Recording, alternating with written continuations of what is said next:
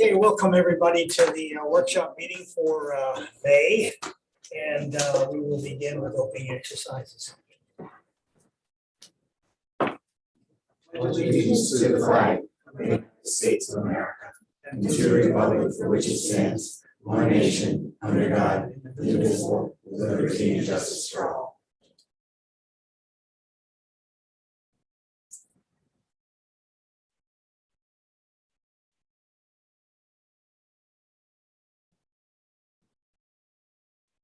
Thank you. Please be seated. Stacy, would you please call the roll? Sure.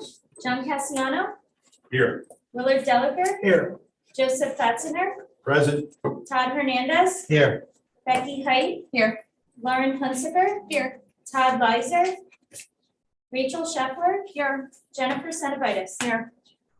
Thank you. A cookie in my mouth.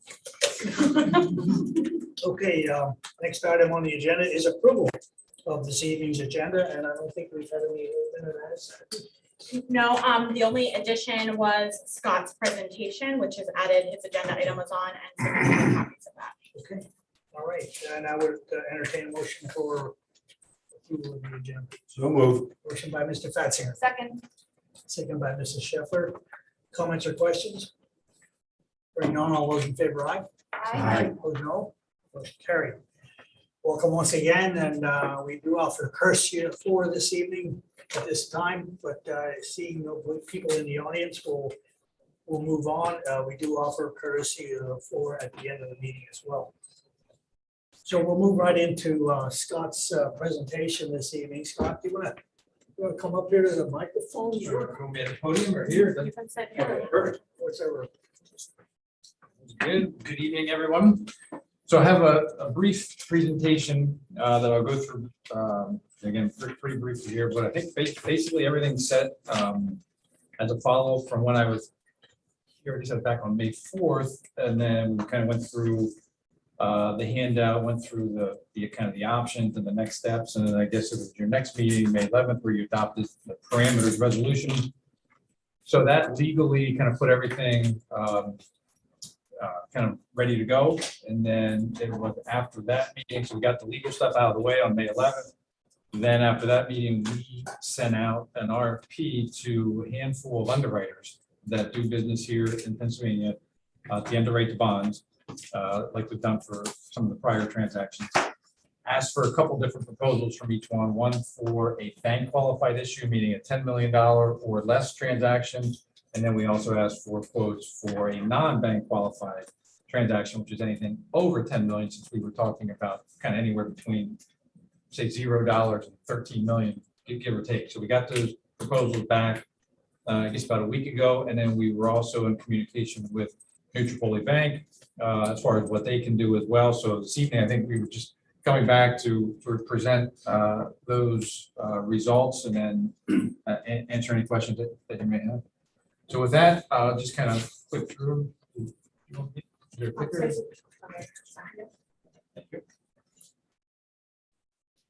So on page 2, kind of just cutting to the chase as part of the results of the RFP that we sent out. The second bullet point, I guess the third bullet point lists the kind of what I'll call the winner for the non-bank qualified transaction. Again, that's if you would entertain a borrowing. And we would do a bond issue for anything from, say, $10 million, $1 up to 13 million or whatever we choose. Again, that would be non-bank qualified. Janie Montgomery Scott submitted the best proposal with a true interest cost of about 4%. And then the bank qualified proposal, the best one was from Raymond James, and that had a true interest cost of about 3.9%. So when we took those proposals, the bond issue proposals, and then we compared it with the Nutripoli quote that they gave us. They gave us a range anywhere between a 3 and a 350. For them, it kind of depends on the size of the transaction, whether it's 5 million or 7 million or 8 million or 13 million, because they will, depending on the size, may need to participate with some other banks just because they hit their lending capacity with, so they may need to kind of participate that out. So I think they have a little bit more control rate if it's just them, and they need a little bit more flexibility if they have to bring in some other banks. But even if you assume the high end of their range, it's still better than where the bond issue market is. And right now, that's actually not uncommon. We're seeing that in a lot of our different issuers. It kind of, we see the ebbs and flows between the bond market and the bank loan market. And we have been experiencing rough, say, 2 months in the bond market world. And actually, since last week, we've seen things kind of calm down a little bit. And that translates both not only to the bond rates, but also the bank loan rate. So we could probably, if we were actually to execute this real soon, we could probably be at the lower end of that range, would be my guess, or even the bond issue rates would be a little bit lower than what the proposals were that we received.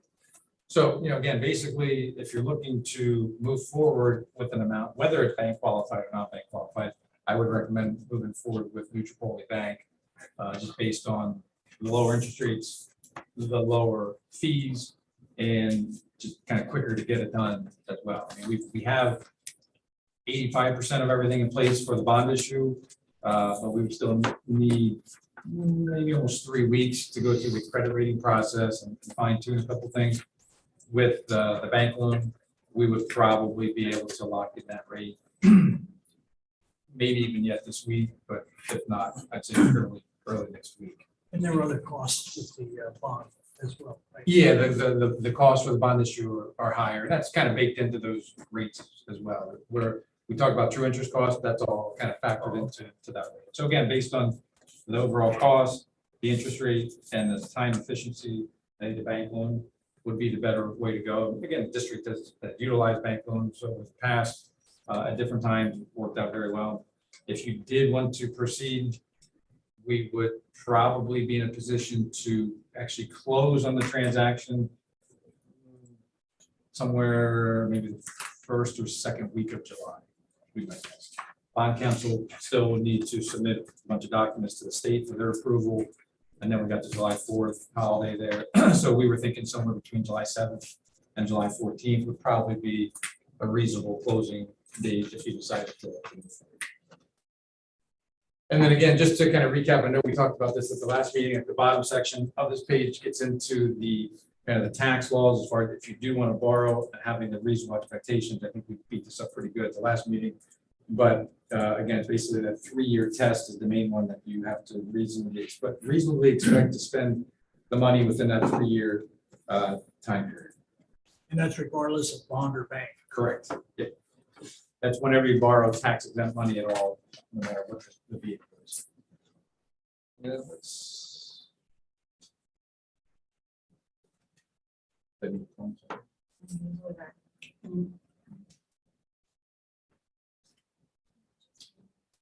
Was it? It was.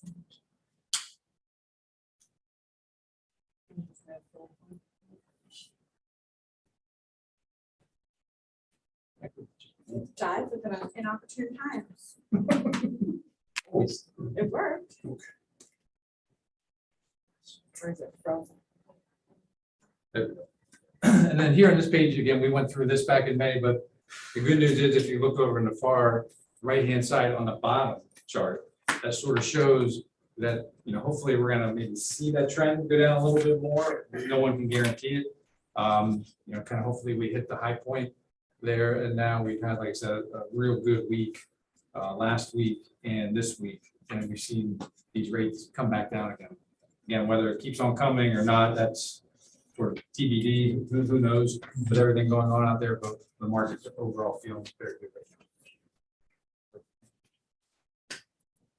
now. This page we can skip. That's just your overall debt portfolio, and again, just to kind of go over what the payment structure would look like.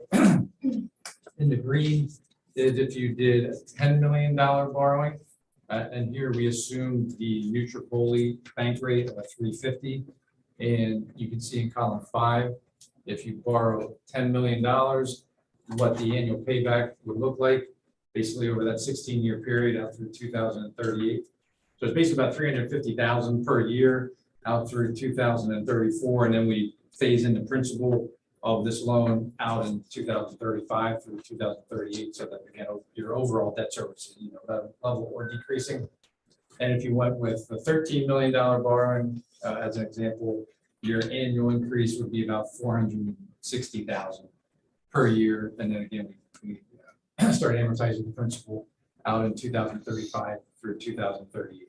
So we can kind of interpolate that if you decide you want to borrow 5 million or 9 million or 12 million, at least gives you a little bit of a benchmark of what the annual impact would look like. And then the rest of this is just more the detailed schedules that go behind it. So I'll be happy to answer any questions you may have with either the result of the RFP or the bank proposal or the debt service.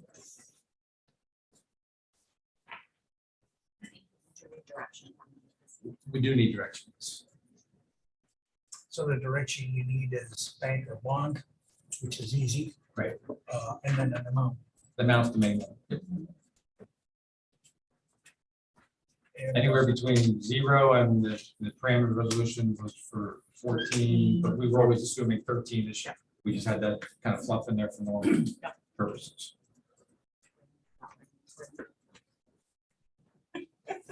Conservatives. Well, the amount, there's a couple things that affect the amount. The amount is how much of the projects do we want to do? Do we want to do what we discussed?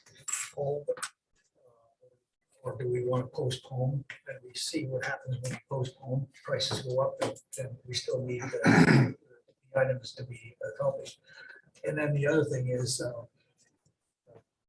fund balance, what we can do with our fund balance, what we want to do with our fund balance, and is it more prudent to do the loan and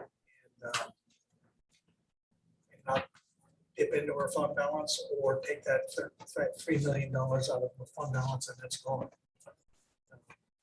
So,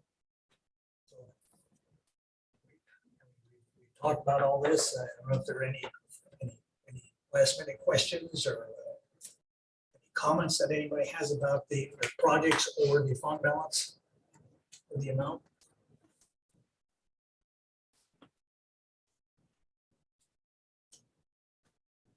Where did we land on recommendations for taking fund balance or borrowing or whatever project scope we decide on? If we decide to go through with every project, it would be drawing down capital reserve balance for general fund, for general projects, as well as drawing down that regular fund balance, the general fund balance that you have allocated for capital projects as well.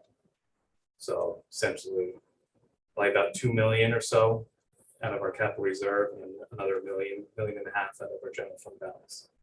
That's if you go through the bank borrowing and all the projects. But I think my question is your recommendation as an administrative team, if we would say yes to all the projects, it's your recommendation to borrow the full amount or take a bit of fund balance and the balance of in loans. So my recommendation at the last meeting was slightly different than borrowing or even doing the whole 13 million. However, if you wanted to do the whole 13 million, I believe our recommendation would be to do the $10 million bond bank loan with Nutripoli, if that's indeed Scott's recommendation, and then take 3.5 out of fund balance, which was originally the proposal. My original recommendation had concerns about the bigger part of the borrowing and the necessity and the timing. Right. And the debt service on the general fund budget is roughly $100,000 a year. Of the 10 million versus the 13 million. The increase in debt service is 350,000 to 450,000. And the impact proposed local effort sum is significantly less. So if you look at what you're paying back for what you have in fund balance, if you are going to borrow and do all of the slated projects, I would rather pay cumulatively back 14 million than 19 million when we have 3.5 in fund balance that we could utilize, which was the original plan for the projects that Ally 5 presented, was to originally take that $3.5 million out of fund balance, was always sort of the plan. When that's gone, it's gone. But- It's taken us decades to build up that fund balance to what it is today, and it's been managed very prudently over the years, but Yeah, I think the board's decision, as we talked about last time, in terms of the urgency, and it's the money in the bank that you will get on interest on that 3.5 more or less than what you will pay out in interest. It's that TBD game Scott talked about. You are making a decision. Are you going to at some point in the near future get more on that money in the bank in terms of interest versus what you'll pay in interest out for the increase from 10 to 13? That's what I think you have to grapple with, as well as the longevity in terms of the time and planning to accrue that money that you will liquidate essentially. Yes, yeah, I think I would lean towards saving that money and having that than it being gone. I realize there's obviously a cost associated with that, $1.5 million more to outlay to borrow another $3 million. But I kind of value having that $3.5 million in the bank in case we would need it for something here in the short term. And for the differential of, not the final payback, but on a annual basis of $100,000, I don't know that burden is significant. That's just my opinion. Yeah, we If did, we went for all the projects and we're looking at it in total. and just so that you recall, we did build in $400,000 in increased debt service into the budget and planning for this conversation. So you have 400,000 increased local effort in the current budget. look at 10. I'm only at 13. And again, say we go for the 13 and don't do all the projects, we can just not take it, we can only take out what we use, or You need to spend 85% of, Okay, you need to yes. spend 85% of what you borrow within 3 years. And if you decide, say after a year, that 5 million of the money, you're not gonna do a certain project and you don't plan on doing any other projects for a couple more years, then the bank loan is pretty efficient when it comes to prepaying any amount. So you could just take that $5 million, whatever that excess may be, and pay down your loan at that time. Like no prepayment penalty. No Right. Okay. You couldn't just hold on to it. You would have to spend it, or you'd have to make a decision to do a no prepayment penalty and pay back. Yeah. So by the time we close on this transaction, say, July 14th or July 7th, we need to be able to have in our files that you have the reasonable expectation to spend the money within the 3 years. But again, we all know things happen and projects get delayed or get changed or get scrapped, whatever the case may be. And if that would be the case, then we would just all gather up again. And if you had another project to do, bond counsel would probably recommend just amending the resolution and maybe specifying whatever that project may be, if it was a year or two down the road. Or like I said, if you didn't have any other projects, we would just take that balance and pay down your loan. So, and then that would lower your annual debt service amount, obviously. 13 million. Okay. So the number will be 13 for next week or 2 weeks from now. But you would lock in, you would have to lock in soon. Well, I don't think we need any additional board action. He would Oh, lock okay. in, he said this week with the bank at whatever amount, and at 13 million, that's where the interest rate will slightly vary, because I believe Nutropoli needs to solicit other banks to float that amount of money. So I'll make 2 phone calls when I leave. It'd be one to bond counsel, just to let him know, to Kevin Reed, that 13 million is the number, and then we'll have to follow up with some schedules. And then to the bank, to let them know it's 13 million, and then we'll try to get a commitment letter from them right away. Like I said, we'll push for this week. It may go into early next week, but we would need no further board action since the resolution was already approved in May. We're kind of good to go there. And I believe John's expecting a call one way or another. John gave me his phone number. He was at the chamber event. I was just, in case we need to talk to him. What's can you just remind me, so we say yes to this, when will the last project, if all goes on time? Like, when's the last of these projects expected? That would be the big one, the HVAC. And when would that be completed? The 23-24 school year, Yeah. right? 23, 24, yes. So Or summer summer of, before. summer of 23. So a year from now, and It's start that. gonna be very close to the auditorium actually, in that same timeframe, That would be the 85. just because of the bidding process compared to co-stars. So ESCO, sorry. 13 million. Okay. The bank. I have my orders. Thank you. All right, thank you very much. I appreciate All it. your insight and your, I'll follow up with some emails tomorrow to let you know everything was relayed and communicated. And once we get that term sheet, we'll need signature too. And then everything will be filed with the state. And we should be in good shape. okay, Stay tuned. Thank you. okay, thank you. Yeah, have a good rest of your evening. Thank you.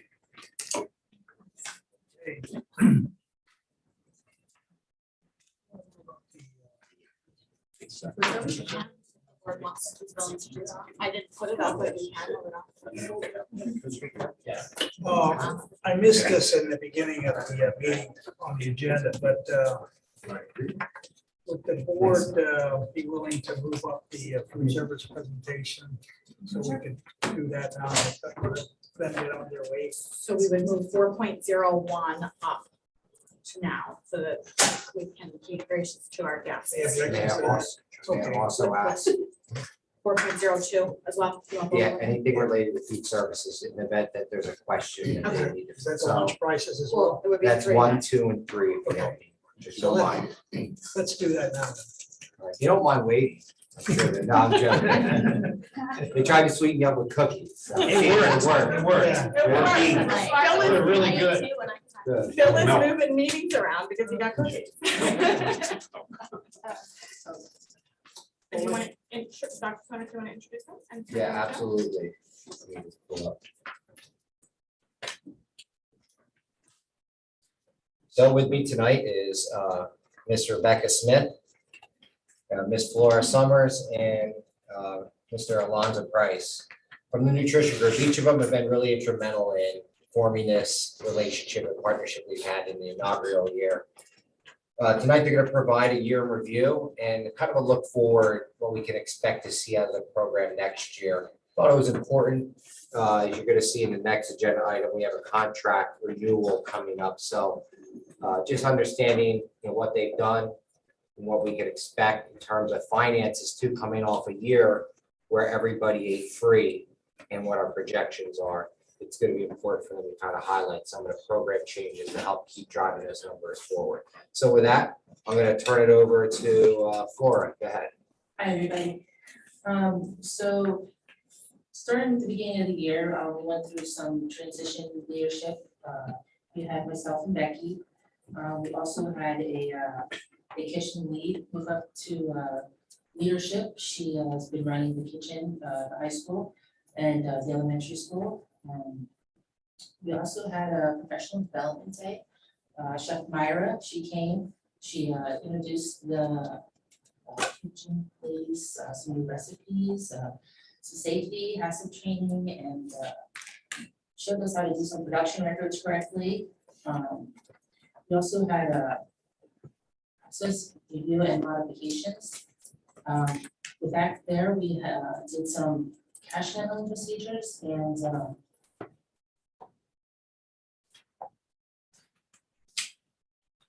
we also actually brought in some new equipment too for some guest service.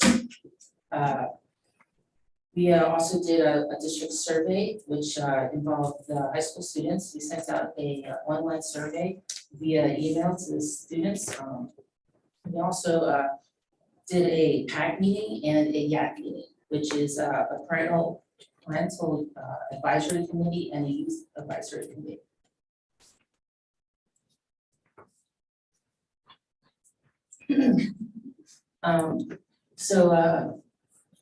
First thing we wanted to do is improve some food. So we increased our choices. We gave more options to the students. We offer now 2 hot entrees, 3 cold entrees, along with fresh fruits and vegetables for our elementary students. In our high school and middle school, we are offering 5 hot entrees to our students, and along with 2 to 4 cold entrees with also many fruits and vegetables. We also are trying to really focus on the quality of the food that we're presenting our students. We're going through local vendors and using updated recipes. And we're putting a lot of pride into our food. And we're trying to offer the most freshness as we can with salads, wraps, fruits, and home cooked meals.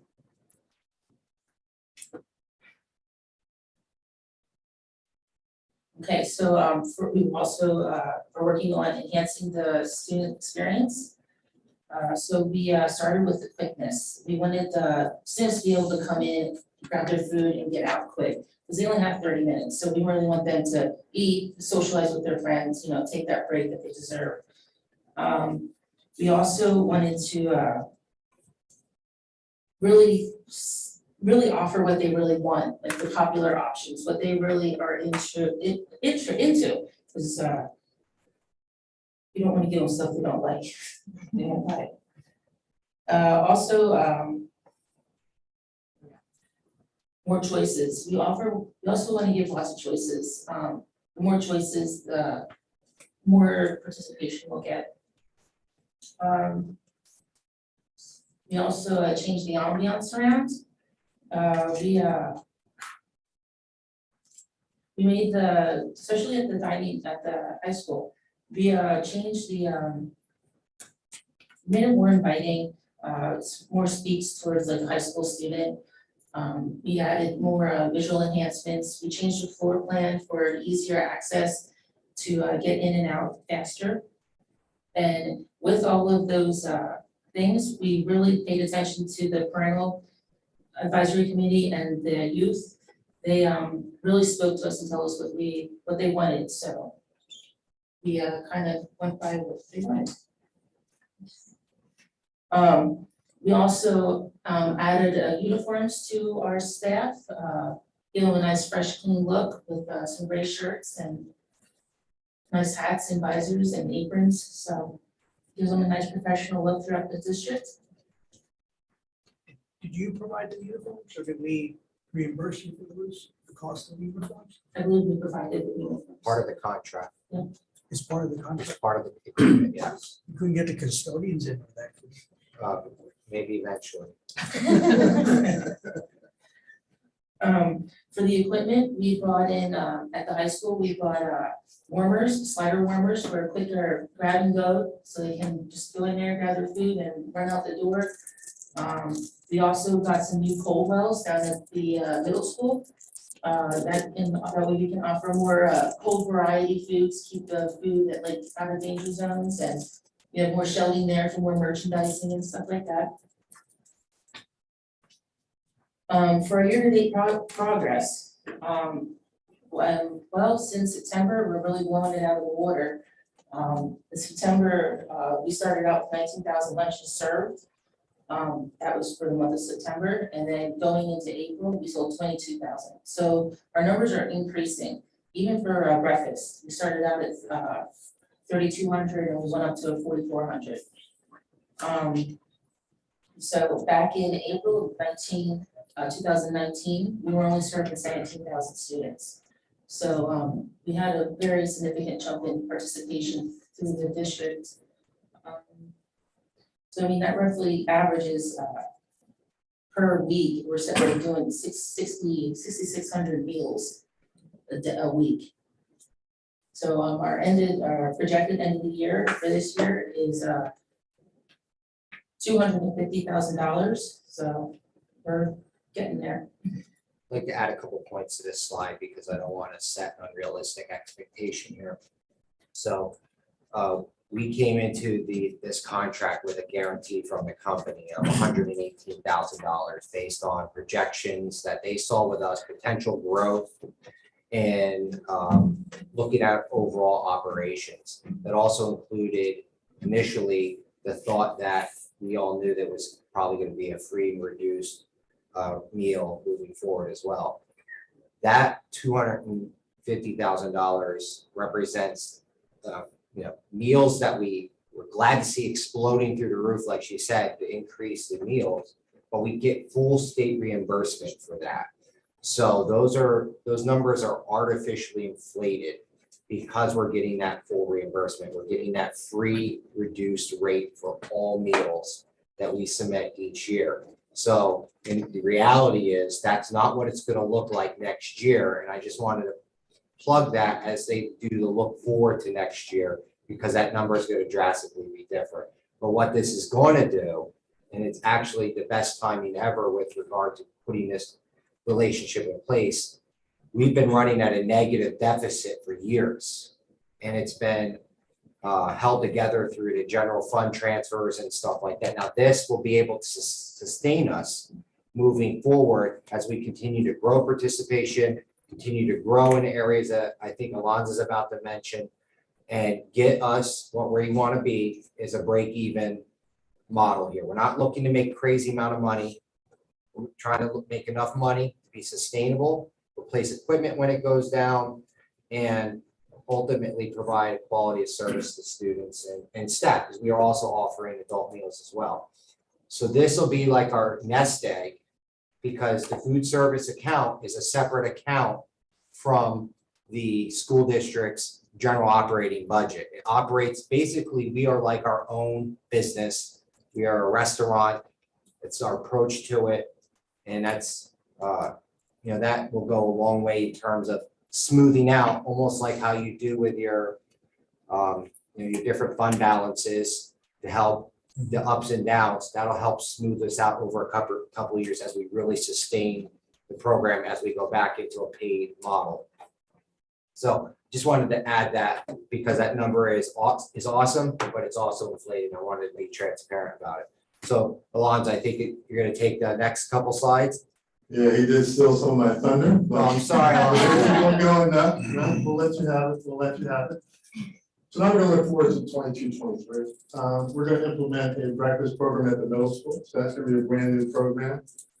We feel like those students is an opportunity for them to sort of eat meals. And we're going to do it in their cafeteria because they're going to be waiting there anyway. So we hope that's going to be a nice boost in participation there. We're doing a wall program at the high school. So for lunch, they'll be able to have hot and cold coffee, which is one of the trends that we're seeing in school food service, where kids at that level want coffee, they can drink it noon, night, day. So we want to make sure we can offer that to them as an option. We want to provide more fresh offerings.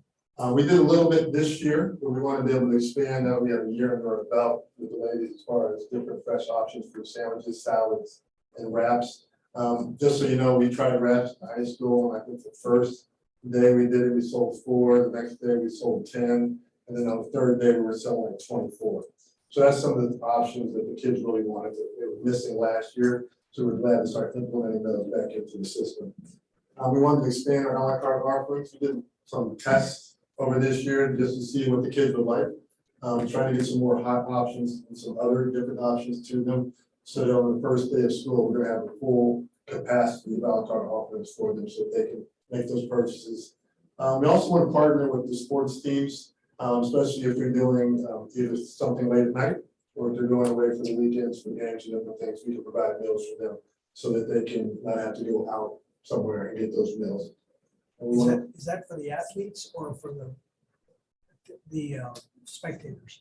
Athletes. Athletes. Yeah. Spectators as well. So we're meeting with Mr. Zimmerman this summer to talk about how we could provide food for concession stands and other events. For example, basketball boosters go out and buy 1 million Chick-fil-A sandwiches, which they then sell for a little bit of an upcharge. Well, it could be a win-win for the district. We could provide a quality sandwich just like Chick-fil-A at a much lower cost where they can make a little bit more on it as well as us. So we're going to be looking to work with Mr. Zimmerman to see where we can expand into those programs. So they wouldn't be taking anything away from Booster Club, it would just be amplifying or helping out whatever they're doing concession. Right. Okay. Right. Yeah, we would maybe supply the food. Yeah, so they're going to an outside vendor. Make it a little easier for them. Yeah. Okay. You may hold an event, say we need 50 wraps. We'd be able to do it versus you going and getting it at Subway or something like that. You can reach out to PTO or PI organizations if they're doing events as well. That'd be good. And then on that last bullet point is, I believe Dr. Sosnovic is checking out between Titus and Primero Edge and maybe moving to a different POS system since the one that you can use is currently on the oldest in the system. Okay? Can I ask you a question about Yes, sir. the first bullet, the breakfast in the middle school? Is that a bag, pick up a bag? It will be grabbing it.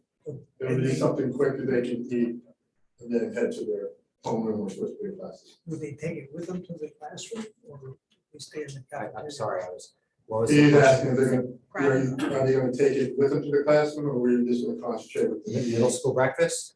Yeah, so middle school breakfast, middle school changed where they were doing with parent drop off due to COVID, and it worked out so well. Mr. DeVico is keeping it up at the upper lot, so where they swing in near the bus yard, they drop them off. Kids are like staged there in the cafeteria, so as soon as they come in, they'll be able to eat. We also wanted to capture the kids coming off buses, so we're also going to be communicating to students, and Mr. DeVico and I just talked about this, how as they come off the bus, we're gonna have them enter into the gym entrance and then get right into the cafeteria. If they don't have enough time to eat because of transition, they'll do a grab and go, eat it in their first period class and have breakfast. Similar to almost like how we do it with elementary schools. They come in off the bus as well as the parent drop off. We have a food service worker there in a kiosk-like station. She has a POS system, everything, and we are just going through and grab and go lunches Okay. or breakfasts. We want to try to get as many kids fed in the morning as possible, especially when they get to middle school, just because of the timing and stuff like that. They're up earlier. So we think it'd be a good nutritional win for our kids to start the day off. Right, there's some things about maintaining participation. Since your students, your free and reduced students have been eating for the last 2 to 3 years, it's sort of lost that stigmatism that was associated with the free and reduced meal. So we anticipate those students will again come through and enjoy the food as they did before.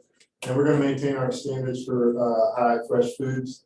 To date, we've brought in almost $30,000 worth of fresh produce between what's this produce? DOD and Bedway. So giving those students some fresher options, which they can see on any other places they go to, things look fresh. So we wanted to also bring that to the school lunch program.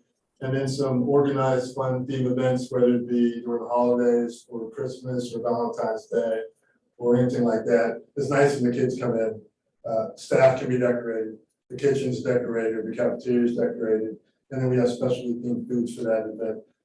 Dr. Sardovik was nice to provide us with a computer or a TV monitor in the high school cafeteria. So that has on there the rotation of the different things that are coming for the school year. So that the kids can then anticipate what's coming and look forward to those different meals.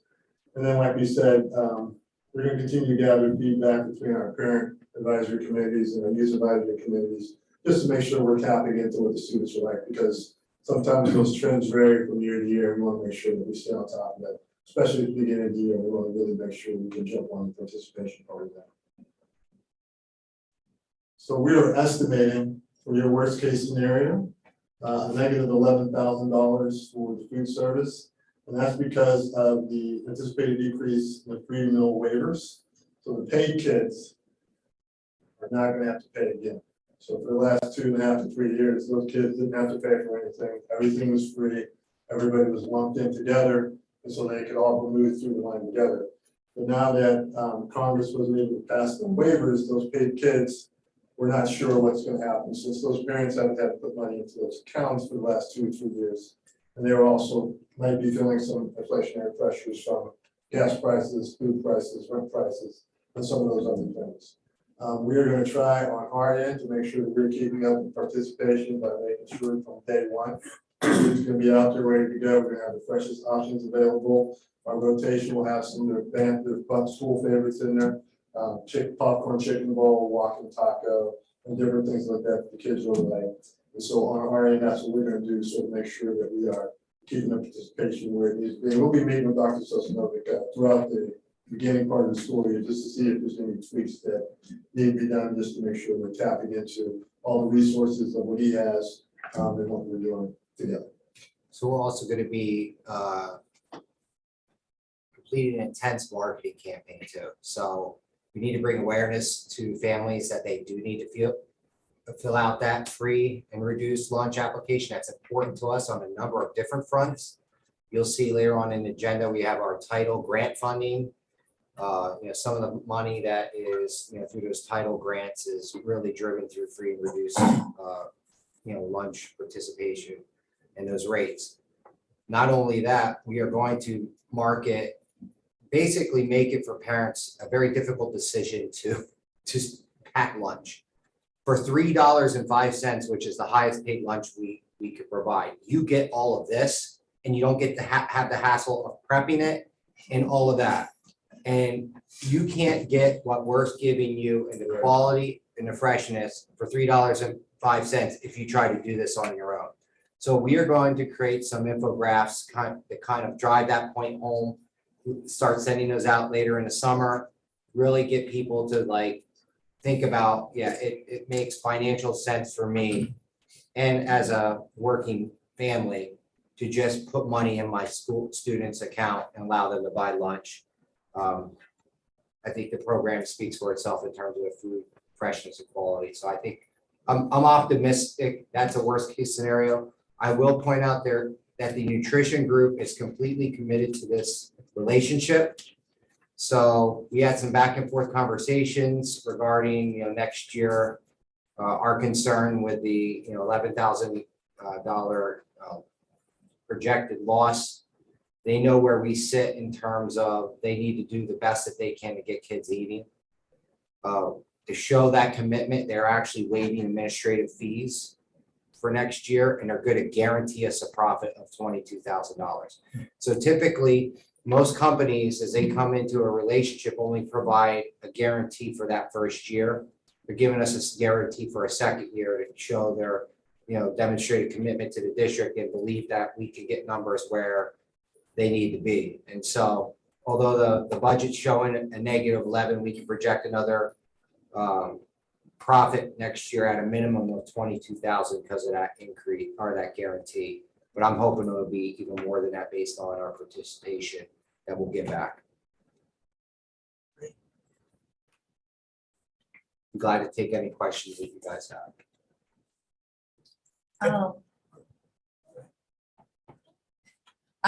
I was just gonna say, I love all the new ideas. I'm sure high school kids are going to love coffee. I've heard rave reviews about the wraps up there. And I think having something for the sports teams for away games is a great idea. It saves a parent from having to run around and collect hoagies or something the day before or the day of. Just wondering if you're running into, with having all those entree options, are you running into any issues with waste at the end of the day? Well, I think there's some ways just because of students' choices, but we try to make sure that they know that they have this offer versus serve, so they can have the choice of what they want. So hopefully, through education, through the floor going around and doing meetings with the students, talking to them about food choices and waste, then we can sort of minimize that. And that's sort of how we built that into how we do everything, is we try to educate as well as provide it through food. I will say they're in the kitchen every day. Like you will see Flora or Becky in the kitchen every day, Alonzo when he comes and visits. They look at the numbers every day. So they'll only maybe put out a certain number of items. Okay. And if they see that they ran out of that item, they might increase it for the next time or whatever. So they are cutting it like razor thin in terms of making sure that we're not, experiencing a high loss rate. I just wanted to say, I think you guys do an amazing job. I have 2 elementary school kids who are picky eaters, and I refused to pack for them really this year because I thought with 4 choices, they should be able to find something that they like. And they've expanded their taste buds a little bit, so I appreciate that. Plus, when I pack for them, I feel like it's snacks and not really an actual meal. So I think that's great, and I really like the app because when we are waiting in line to be dropped off in the morning, I can kind of go over with them, what are you gonna eat today? What do you and then check in with them later. So I like being able to kind of see all those choices. So thank you for that. I think a lot of parents are thinking about school lunch from back in the day, I'm not gonna reveal my age. But it's drastically changed from some of the options that we had when we were in school, so I would encourage you to get out there, see some of that food and try it, because it is absolutely amazing. I have a milk question. We have a lot of dairy farmers in our area here who I run into quite a bit, and the milk lobby is pushing for milk to be offered in schools, which we couldn't do for a number of years with that other, whatever that was called. Where do we stand now with offering whole milk in the schools? I know there's Or 2% or 1%? There is some legislation to change the mill, so before we would do any changes, of course, we would talk it over with Dr. Cismanova just to see, because PDE sort of changes, they send out a memo saying they might do this, then they send out a memo later saying, no, they don't want to do this. So it's always, trying to catch up with them to figure out what it is their final proposal is gonna be, so if we hear any changes or anything like that, we would. Do you know what it is now? What are you offering now? What are we offering now?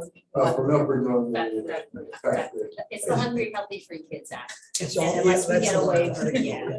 It's all fat-free at this point, and that's by law.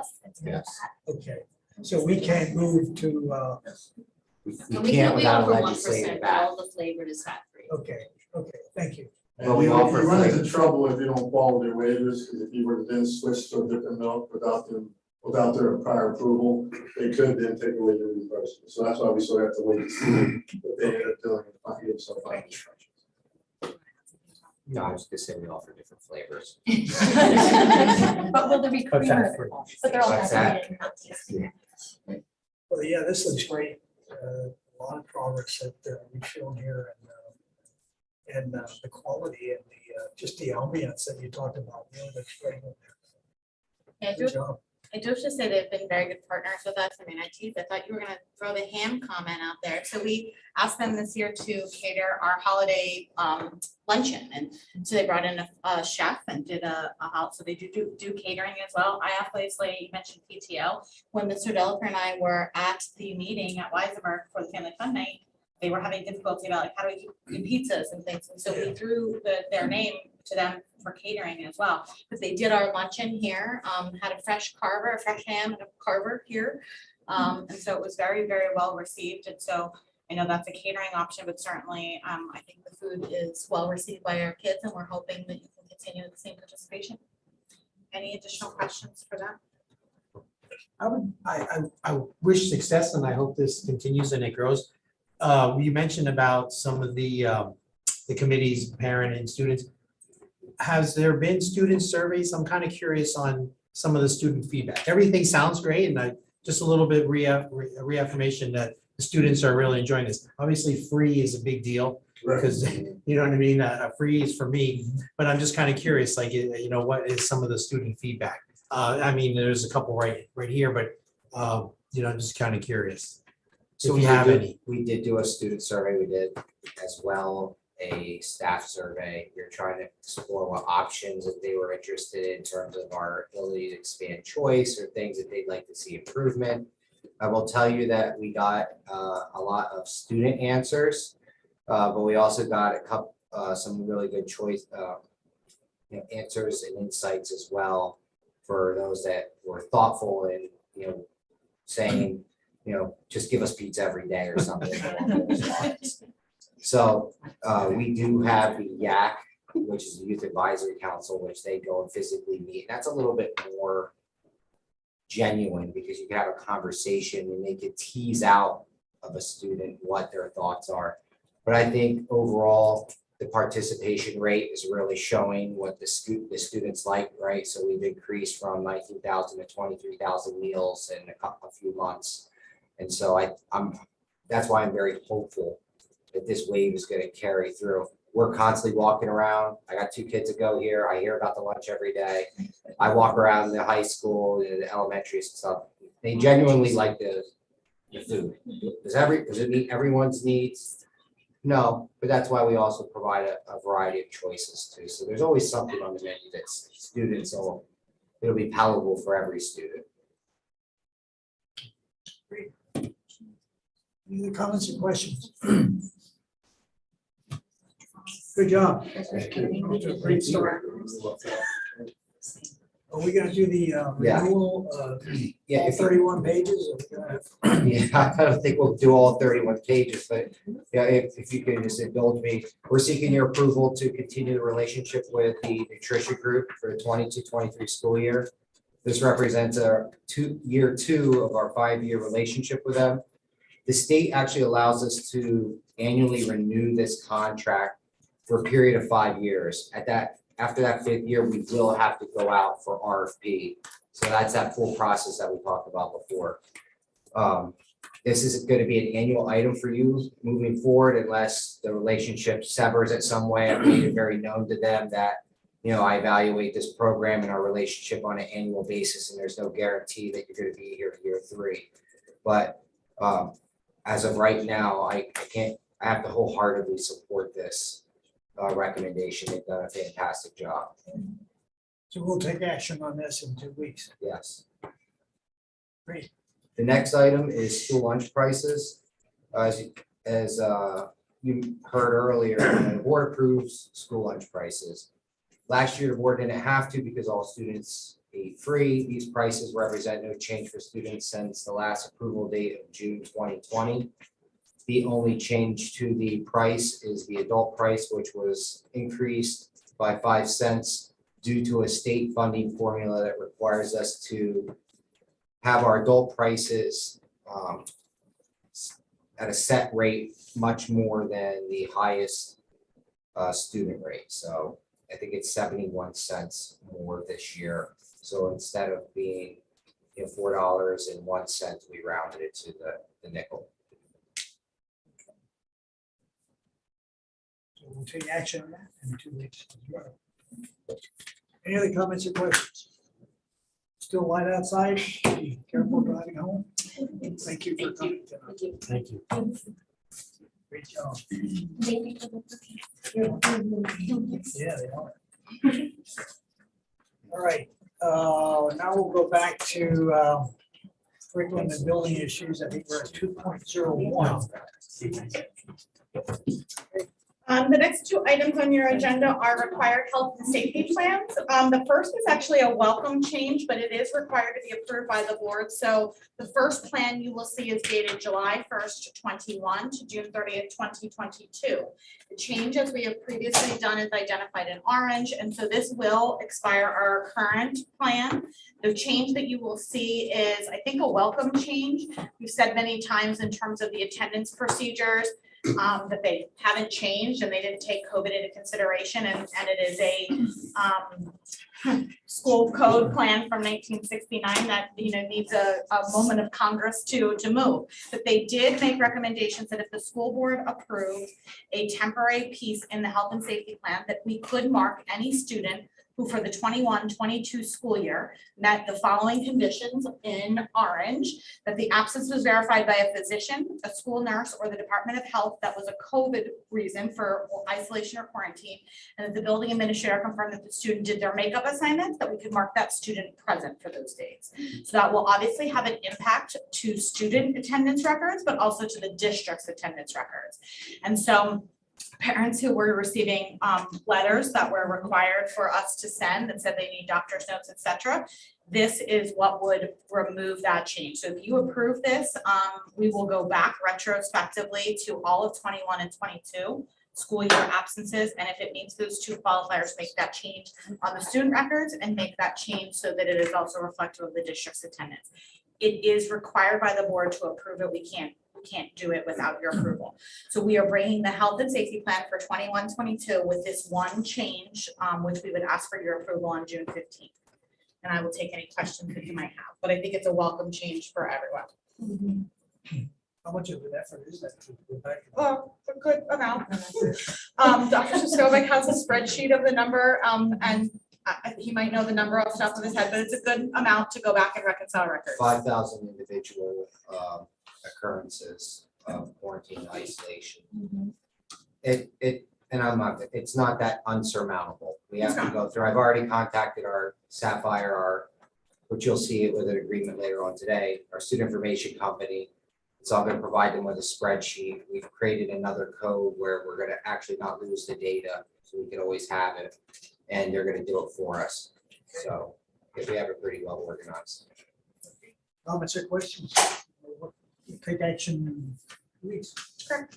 The next item is a requirement as well. I had an idea, I would like to sunset the health and safety plan and not have one. However, we were told as long as we receive federal funds all the way to 2024, you must have an existing health and safety plan. So since we do not have a July school board meeting, we have on for your approval, the health and safety plan for the 22-23 school year.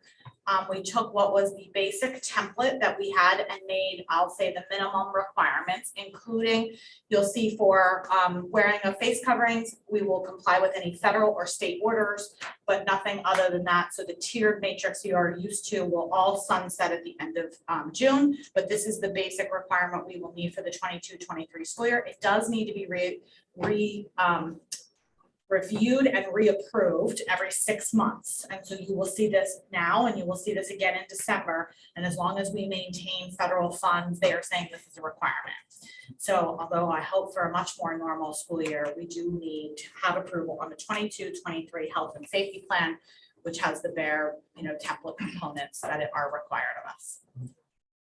Anyone have any questions for 22-23 health and safety plan? I do.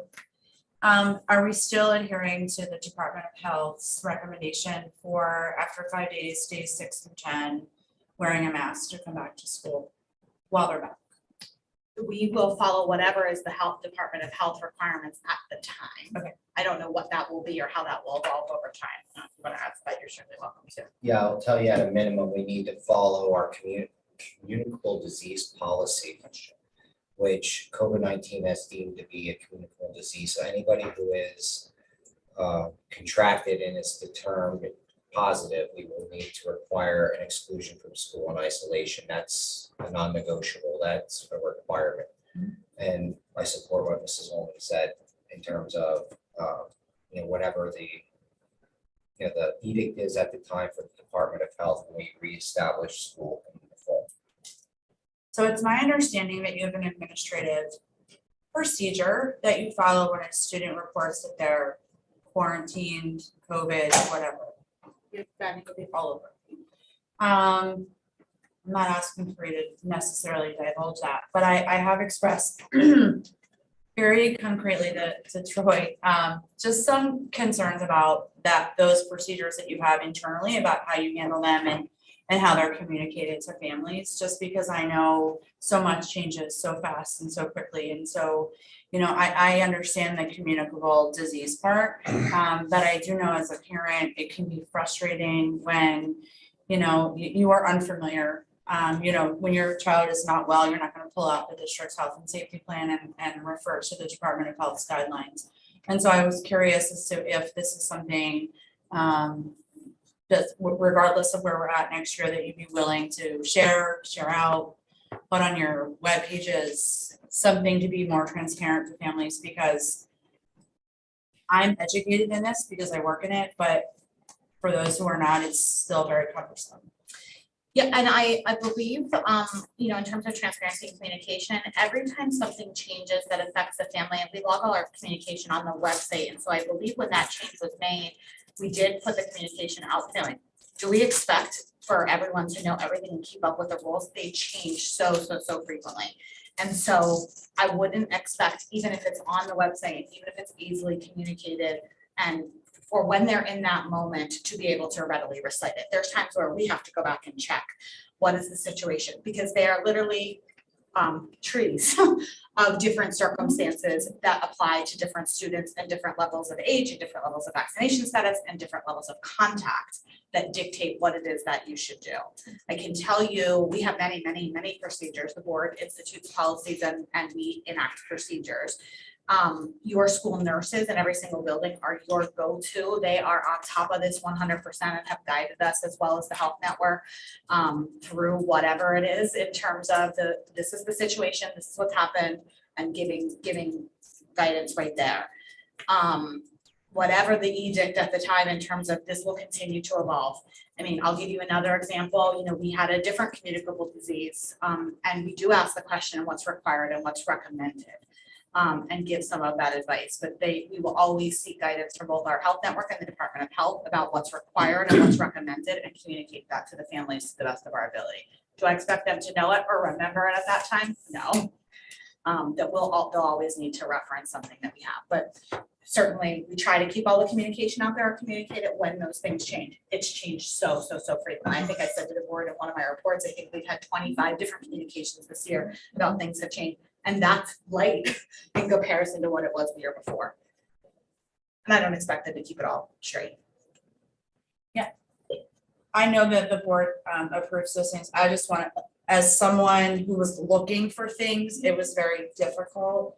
And I just know, I think that sometimes you hear the frustration, you know, on this end or maybe on your end, because they don't know where to look for it, and it's not that it's the expectation, but they're frustrated, and then you're told, well, you have to wear a mask, and it creates a lot of anxiety for a lot of people, and so I just wanted to ask that we continue to be transparent. And I have any one of you that hears from anyone that's confused. I mean, that's our job. That's our job to communicate, walk people through it, tell them, you know, certainly what their options are, what's required, what's recommended, how can we help them? I mean, that is what all of our principals have done. That's what all of our school nurses have done. That's what Dr. Snowick and I have done. So if you hear those things and people are frustrated or confused or don't really know what applies to them, we fielded plenty of phone calls to say, you know, what's age, what vaccination status, what happened, and then kind of give you the advice. But thank you. I will add though, rest assured we will communicate out whatever is going to be for the start of the school year in August. That way everybody's clearly up to date on this, because I think, you know, people will have, I'll call it COVID learning loss, you know, of all these procedures and stuff like that as we go into the summer. So we'll update everything on our website, and we'll make sure as part of our welcome back communications that we also refresh families in the proper process for getting the answers. I said I would love to sunset this plan and it go away, and I tried and I asked, and they said, no, you need a new one. I said, okay, we'll do a new one. So the 22-23 plan is the one we would ask for your approval. And like I said, you'll have, minus any other changes we would need to bring to you, you will at least see this every 6 months, because that is also required. Where's the time? I will also take this one, although Dr. Sosnowick can certainly chime in if there's anything I missed. There was an error on this. Dr. Hunsicker called last night, 22-23.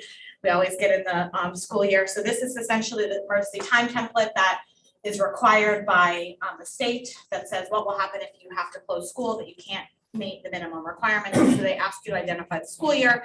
They ask you to identify how it is that you will use remote learning if you absolutely need to, or how you would handle targeted closures. And certainly assure, it is my and Mr. Delacour's affirmation on the second page, and this is a requirement by the Pennsylvania Department of Education that we will ask for your approval on June 15th for their submission, also required from federal government and PD. Questions? Special ed. Second reading. The only changes that I have just for the board's notification is page 33 of the special ed plan. When I pull the template out of PDE, it is a new template, and all of our classroom sizes, the max number for students were not necessarily calculating when it was downloaded to a PDF. So I manually changed them in Word. I did miss one on page 33. It's reflective in classroom C19 as 0 students. That really holds a capacity of 30 students. So I will make that change on the PDF that you will see for the June 15th board meeting. Okay, that'll be ready to send. Okay, thank you. You're welcome. Are you done, Heather? You want me to? Yep. So I'm going to take a couple for Mrs. Stitzel. So federal grant opportunities, we bring grants to the board every year for your approval prior to submitting them. We're seeking your permission to apply for Title I, Title IIA, and Title IV federal grants. Attached is a very nice explanation of each of these grants that she has put together. This is an annually recurring item, and we're seeking your approval to move forward with these grants. So we have to take action to apply for these grants. Exactly. That's all it is. Okay, any questions? The only thing I would add is these are preliminary. I don't know if Dr. Sonic said that these allocations could change. Yeah, it says that in the document, so it shows what our allocation was for the 21-22 school year. And although we have not received what the true allocation is, we are anticipating a similar amount. Okay. So the board has to approve the applicant, you applying for it. Correct. Okay. Any questions? Okay, and Title III, that's always the sticker header. Yeah, and that's a good way to preface it. So, as the previous item attachment kind of reviews for you, we are seeking your approval to reject Title III funding for a 22-23 school year. Since 2011-12 school year, we refused Title III funding. That grant is focused primarily on programs for English language learners. The amount of funding that they provide us is not ever met the amount of the programmatic costs, administrative costs that it takes for us to actually move forward with a grant and monitor it. So we've always declined it. We have to participate in the grant, as you could see, beforehand, because we're part of a consortium. So we're asking you again to please accept this approval for us to decline this as in previous years. Okay. Okay. Policies. There are two policies for first reading. I'm going along the theme of food service because we just had a bunch of food service updates for you. So we have 808 food service and 8081 lunch money / insufficient funds. Both of these policies were updated to reflect the latest PSBA guide as well as our current operational practices with the nutrition group and me as oversight of the entire department. Okay. So this will be up for viewing for 30 days and then we can take action next month. Any questions about it to this point? Then we'll move to second reading. Oh yeah, let's see on the policies to that. We did 4, 1, 2, and 3. There is no 4, so we'll go into district finances, 501. All right, good evening, everyone. Quick budget presentation tonight, very quick, just to talk about some of the changes that have occurred for our final budget. Stacey, do you want to click presentation? Just move on to the next slide, please. All right, so this is how our budget has changed since January when we first presented our preliminary budget. Revenues had settled in at that bottom line there with their final budget in bold at 47.3 million.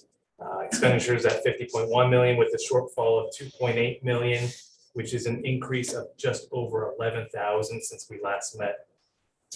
Assessment changes have pushed our anticipated proposed millage increase to generate $1,009,070, so about $640 since our proposed budget. Taking our revised shortfall with the millage increase to $1,848,704. So what has changed since basically last month for our expenditures? It was simply our insurance renewal driving up those costs, and that's something we'll discuss a little bit later on. On the revenue side is increase in homestead farmstead, which in turn decreased some expected revenue for real estate taxes, and there were some assessment changes as well as some minor rounding. So overall, like I said, the shortfall increased about $11,000 since we last met. So for our new board members, homestead farmstead refers to our property tax reduction allocation from gaming revenue. The district receives revenue from the state and passes it along to those homeowners who applied for and qualify for homestead or farmstead exemptions. So this year we are seeing an increase of 173,000. And if you reference the chart below, you can see that this year is sort of an anomaly. We have traditionally been fairly consistent with that money we received. However, this year, maybe because the state is flush with COVID money, they're increasing it a dramatic amount. Good news for homeowners is that they'll see a property tax reduction of about $197,000 next year compared to $155 that they received this year, with farmsteads receiving 27 compared to 21. Bad news is that the extra cash will likely go away probably in the 23-24 budget year, and it'll look like essentially an extra tax increase. So regardless of if or how much the board decides to raise taxes next budget year, that money will likely go away. So it's just a heads up as we move towards completion of the 22-23 budget and into preparation of the 23-24 budget, we'll likely have to revisit that issue next year. And then before we go to slide 4, Stacy, do you have those extra slides I sent you? Now, Mr. Lizer is not here tonight, but he asked me to present slides for Peasers, which I remembered today and hustled and tried to get for him. So he's not here, but we just wanted to show it, or he wanted me to show you, how our Peasers rates have increased over the years. That's, you can see our rates. And if you go to the next slide, how much a district actually contributed to Peaser since 2012, 2013. So 2012, 23, we were contributing about $2 million. Now we're up over $7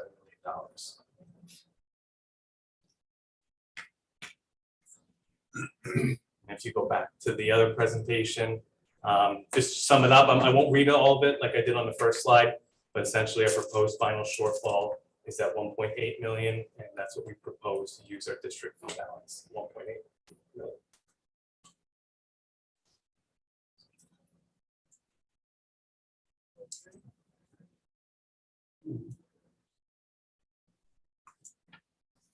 And on the agenda, the item on the agenda has the summary that we will be taking action on in 2 weeks. That shows the $50 million expenditures, and then the real estate tax, income tax, and transfer tax. That summarizes the budget for next year. Comments or questions, we will take action on this in 2 weeks.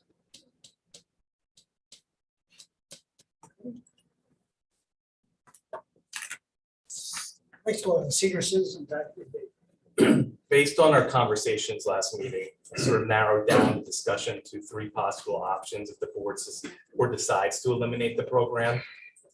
So I'm looking for guidance to which motion the board would like for a June board meeting.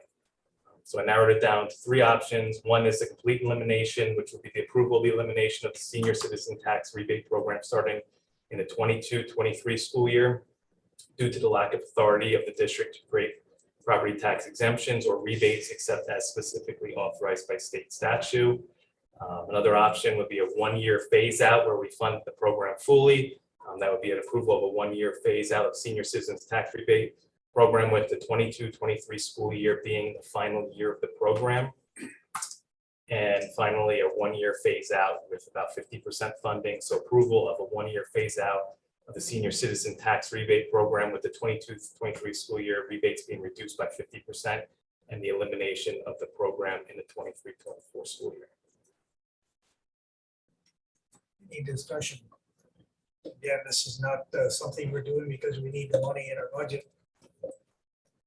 This is being done because it's unconstitutional in the opinion of our solicitor. So any discussion about how to go about this? Which motion would you like to see on June 15th? I think I'm in favor of number 2. I just think giving our community notice that this is what we're going to do. I think that that's fair, considering that it was started several years ago, like maybe like 10 years ago, I think we had said. So I just think giving some notice, that way they're aware that they're going to owe this going forward. Which one was it? Number 2. Yeah, 2. Okay. I like that one as well. Any objections to number 2? Number 2. Okay. Thank you. 503, fund balance. So this is, Always have to do as part of the budget. Yeah, this is to show our proposed fund balance use for 22-23, similar to what we've already seen during the presentations, just with minor corrections to the amounts based on recent changes. And this is all baked into the budget as well, but Yep. it takes board action on fund balance. Right. So. Questions? Ryan, I just had a question real quick on that budget. On that last slide. Our index, we voted for the index not to increase a certain rate. I believe last year, 600,000 was the max we could increase our taxes. Or was that the total? Last year was 859, Oh, I 850, so think. 1 million would be in line with Yeah. the cost of going up. I have to look at the index what was last year, but I do believe it changed. I think it was 2.7, wasn't it, last year? Okay, so just normally it would just continue to rise like that. The index, No, for us allowing to raise the taxes a certain amount. The index changes every year. Right, So it, I don't remember what it was last year, but our index is higher this year Okay. as well as our value is higher this yeah, year. our So it's assessment both. has Yeah, increased as right. well. I just thought it was, I thought it was 600,000 one year. And well, we could probably only couple- raise 600,000. Last year, I think it was 859, but I would want to double check before I'm written in stone. Okay, I'm just curious because it just seemed a little high. And that's why I'm asking. Yeah, Well, the the index assessed is not- value went Right. up, and then the percent went up as well, so. Thank you. About $1 million, that's what we're restricted to for that. Right. That was my question. Thank you.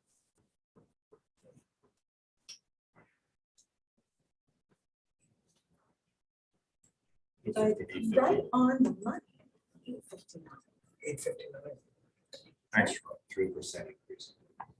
So then within the fund balance and the budget approvals, 5.04 Yeah, is the resolution that we have to take on the committed fund balance categories as well. yep, resolution to establish committed fund balance categories that have to be done as of June 30th. So we'll revisit this resolution when our audit is completed to assign those ending balances. Any questions? Farmstead again.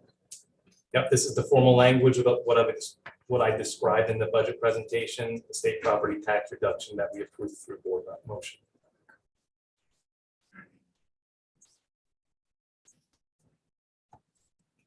Okay. 506. So as part of our, as part of our budget, we budget for capital reserve transfers at the end of the year, and even though it is part of the formal budget that we already have passed, we still require board approval to make official. So all these things we're talking about now are baked into the budget, but they require separate resolutions by the board to enact. And capital reserve for the fleet. So we're anticipating not receiving 2 budgeted van replacements this fiscal year due to supply chain issues. We're proposing that those funds be transferred and then paid from the capital reserve fund in the amount of $82,360 upon delivery. So we're still getting the vans, but later into the next year. Yep, it's just a timing issue. Okay. Questions? Depositories. We are required by school code to annually approve our district depositories. New Tripoli Bank is our primary depository, but we also use Pliget, Pislaf, and PNC as well. That has not changed. Another annual. The investment report.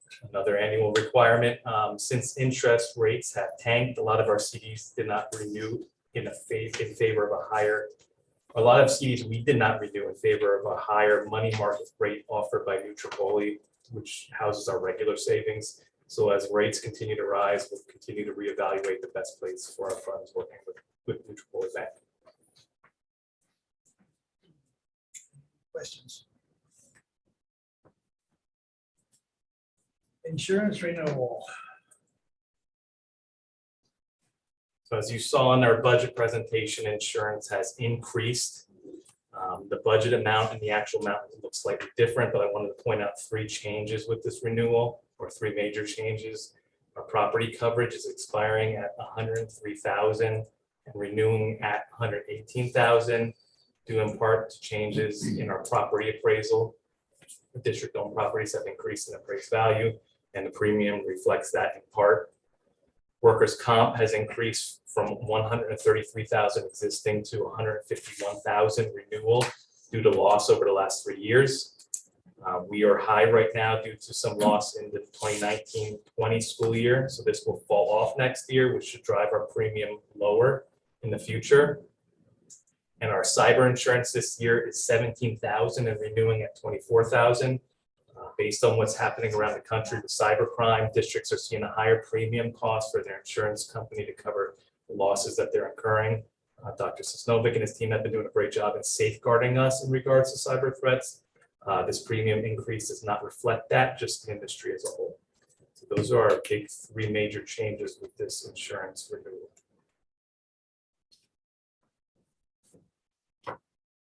This might be something in the future the board wishes to re-RFP for next year.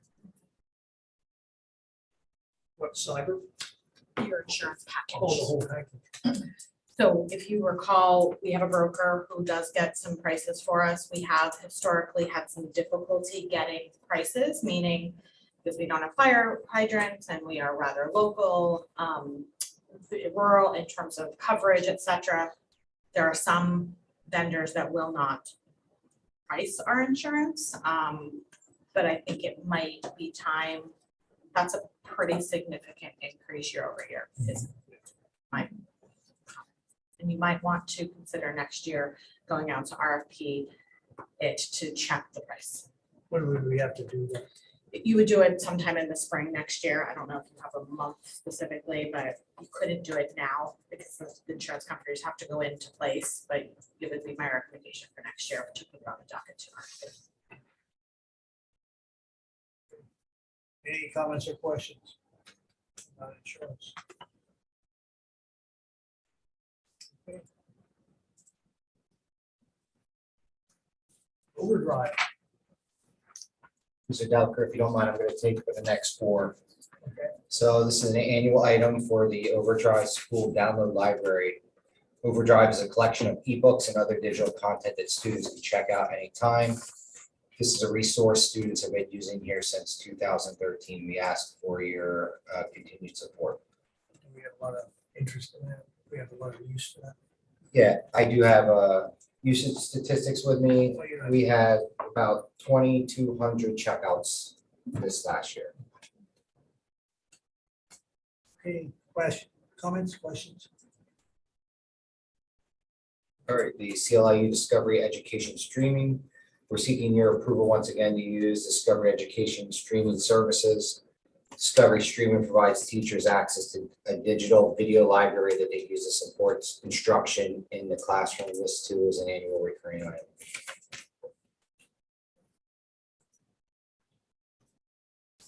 Comments, questions? Sapphire.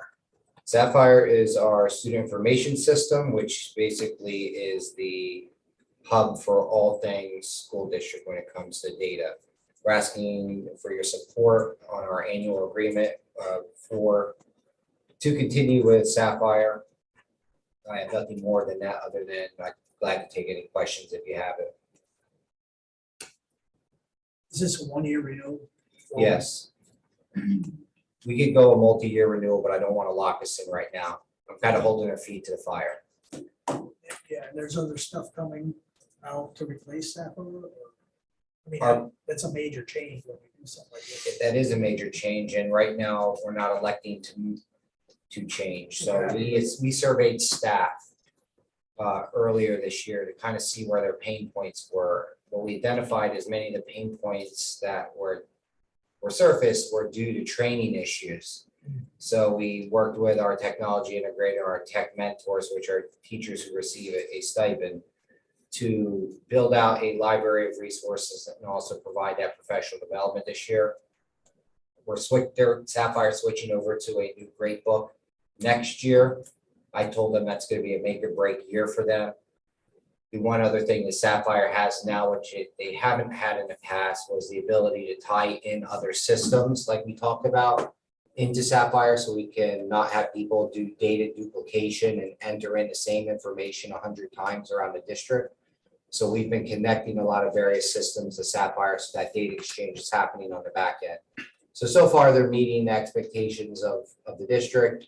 And I told them actually in our meeting today that, and when they asked the same question, why for a 1-year renewal, because I said, you're not off the hook yet. So they need to continue to prove themselves to us to make sure that they are the right solution. And this was the system that, this was the system that didn't get along with the busing system last year, Yes, this is the system that did not get along with the bus system. and they're friends now. They're the closest of friends. They're buddies, okay. Yes, Okay. yes, they're very chummy. So as they integrate new grade book updates, is there additional costs to the district? No, not for the updates. We provide, they give us an annual fee, and then there's a support fee on top of that, which includes all the updates and stuff like that. And actually, this renewal is less than last year's. They reduced our support costs. Okay, other comments or questions? Moravian University. All right, I'll take this, and this will be the final one for me. So this agreement permits us to continue to provide dual enrollment courses through Moravian University. For the past several years, we've partnered with Moravian to provide high school students an opportunity to take courses provided by our teachers, where they will receive college credit for that course.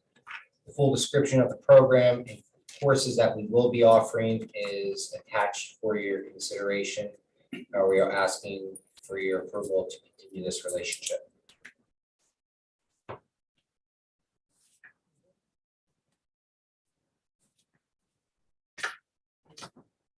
I'll take the PSBA renewal with Mr. Bishop. All you? Oh, good. I think you're gonna reach your mic. This is the annual renewal for the school board. So PSBA is the services we have typically used.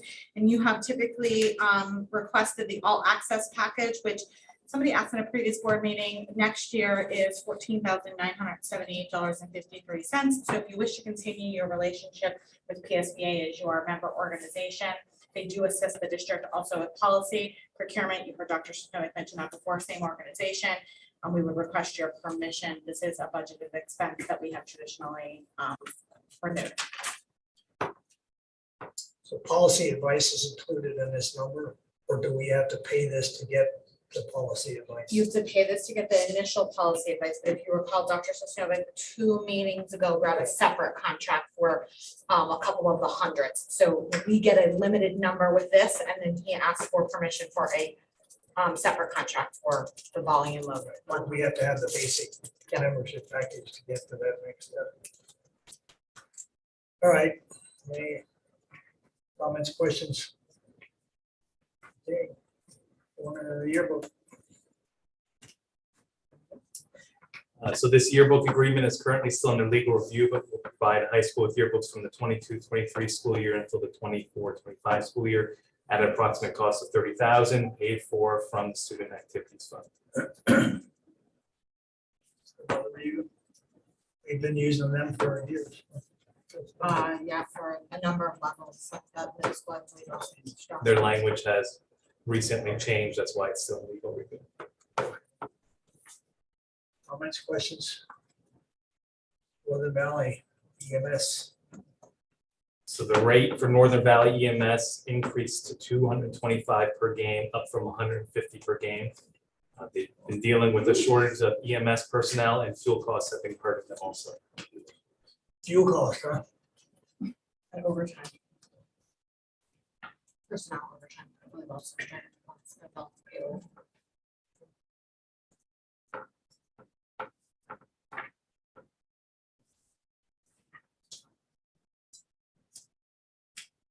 right, ticket prices. The attached gate ticket prices are remaining the same as the previous year. Well, that didn't go up.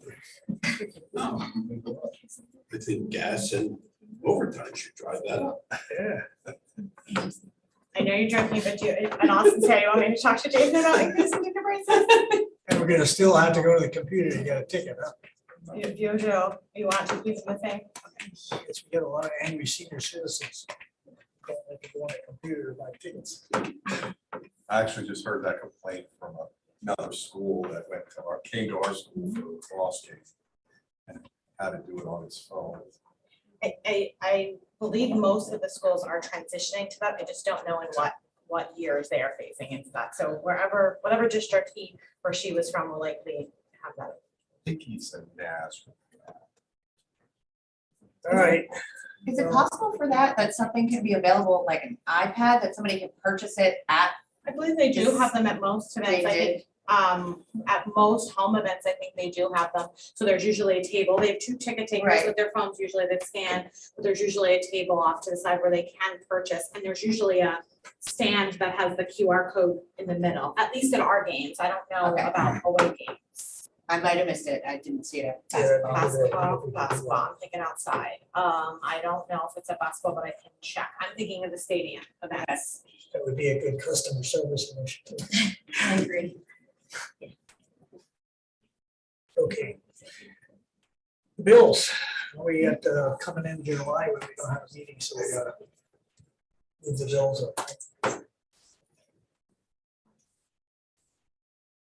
Yep, I forgot about this one. So routine item that allows the business office to pay any outstanding invoices because we do not have a July meeting. And anything on the reports you'd like to point out? Sure. Earned income tax for April is up 6% over the previous year, which is great. And as you review your reports, April is a 3 pay month, so you'll see payroll costs are a little bit higher than average. Well, that's good news. Consent agenda items next. Yeah, that's what I was thinking. Yeah, it's long, right? You for the. Well, this is section. time of the year. We're gonna read all these renewals, annual renewals. I'm seeing you're gonna get through this in an hour. All right. PSBA delegate assembly. Who wants to go? Joe. Well, I knew you were gonna volunteer, but there, I knew. Keep getting shot down. You get shot down every year. I'm watching videos online now. Okay, but that brings me to the point. So if you read the information, there are two different pieces this year. Do you want to be the delegate or do you want to go to the conference? Because now they used to be together and now they are separate. Conference. Are we going to Right, so Kalahari? I knew we wanted to go to the conference, you didn't want to be the delegate. Don't forget your channel. So Is it at Kalahari again? I don't think we ever got to, so No, yes. we didn't. I don't think we ever got there. So PSTA has a conference every year. The district does pay for board members who wish to attend, but they also need delegates. So the delegate means that you have to send up to 2 board members to vote at PSBA on your behalf for their legislative platform. This year, that they used to be split together. So they used to be, I think it was like Wednesday, Thursday, Friday at Hershey. Friday afternoon, the administrators, because it's a combined conference with the past administrators, we would leave and the board members would go into a session with just board members and they would vote on their legislative platforms. They will move it to Kalahari, which they started to do 2 years ago, but I think the conference has been canceled since then. So I don't think we ever have gone to Kalahari. But the conference is at Kalahari, but the delegate assembly is now separate. So the 2 questions are, who wants to go to the conference? Because I guarantee you, those rooms will fill quick. And so if you wish to go to the conference at Kalahari and the dates are on your agenda, Stacy needs to book rooms like ASAP. Stacy, I'm in. And if you would like to go to be a delegate, it is a hybrid on Saturday, November 5th at 9 a.m. You can do it virtual, or you can go to the PSBA headquarters in Mechanicsburg, but it's also available via Zoom. So who besides Joe would like to go to the conference? Because I got Joe's unanimous support. John? Yes. Anybody else? Anybody else? It doesn't have to You be can all 2 go. for the delegates, as many of you wish to Troy go. will go. So let me tell you a little bit about the Troy conference. was So there the last time. what did you say? Troy was there the last time. Uh, Yeah. you know, Hershey. So It's a combined conference with PASA and PSBA, so there are lots and lots of sessions that apply to administrators. There are lots and lots of sessions that apply to board members. There's also a large conference hall. John, the last time, actually did a walk around because we were looking for food service vendors at the time. And so they have food and they talk about their meal plans. And it was actually one of the opportunities where John got to see a number of the vendors that were in the food service industry that bid on the projects. But they have architects that are there, they have food service vendors, and they have all kinds of vendors. They will request to talk to you because they know that you're decision makers and district business items as you walk around. They fill up a goodie bag. And there are like stress balls and like those kinds of things they do certainly have for you there.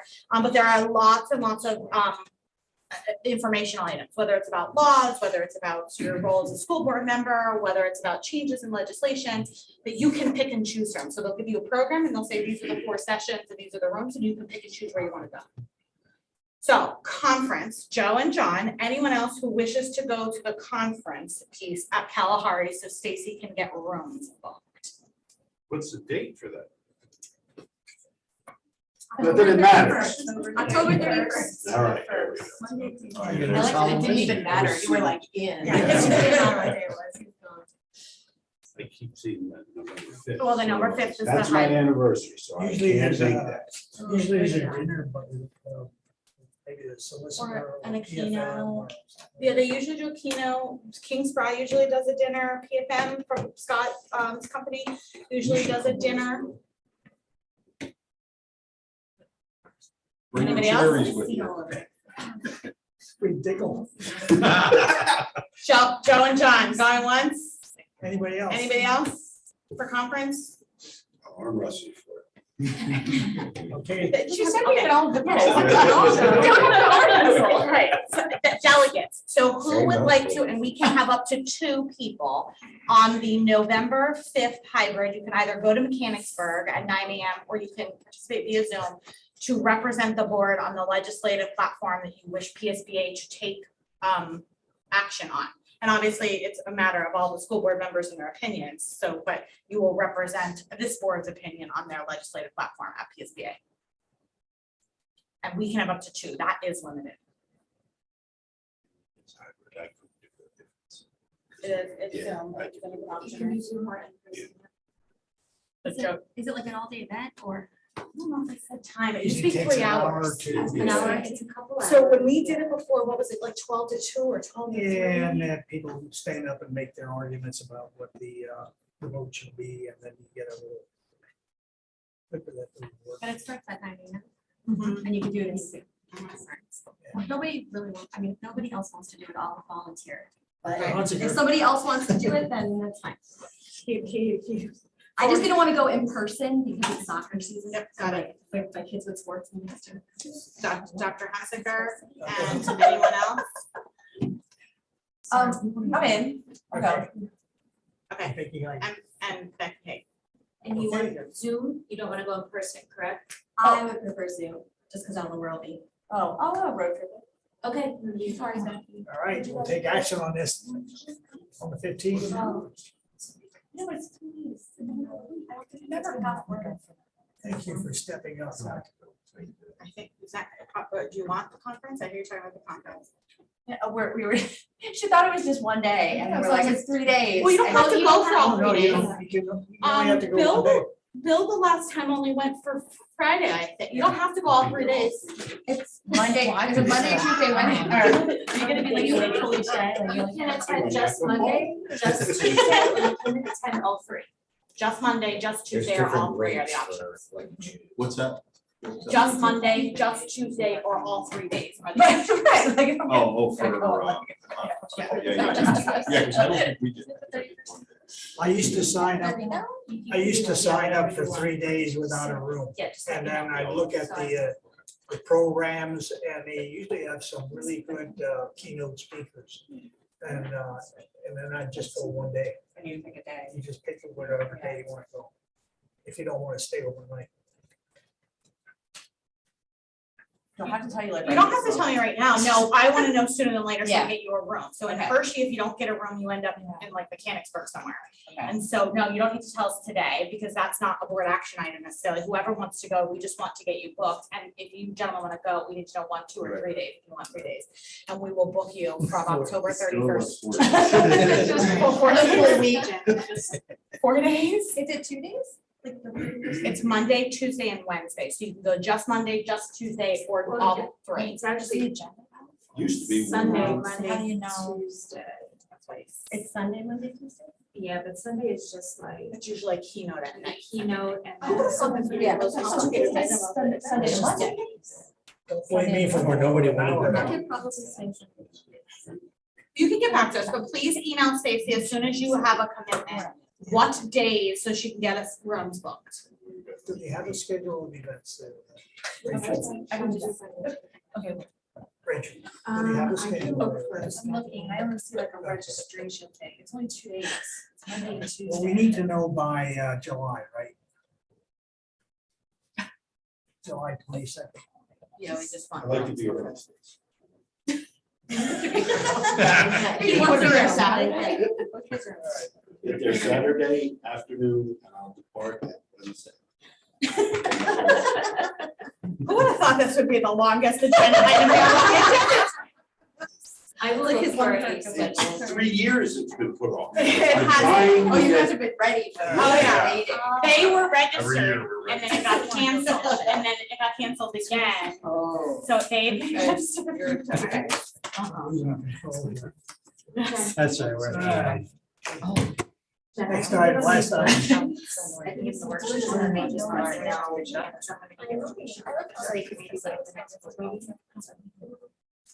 If you could get the information to Stacy by the next board meeting, she's saying that she get you all registered. have it in half an hour. All right. That's done. Courtesy of the floor. Have no one here, so entertain a motion to adjourn. No move. Mr. Batzinger, Second. second by Mrs. Senavitis. Meeting adjourned. We will move into our executive session. Registration worksheet.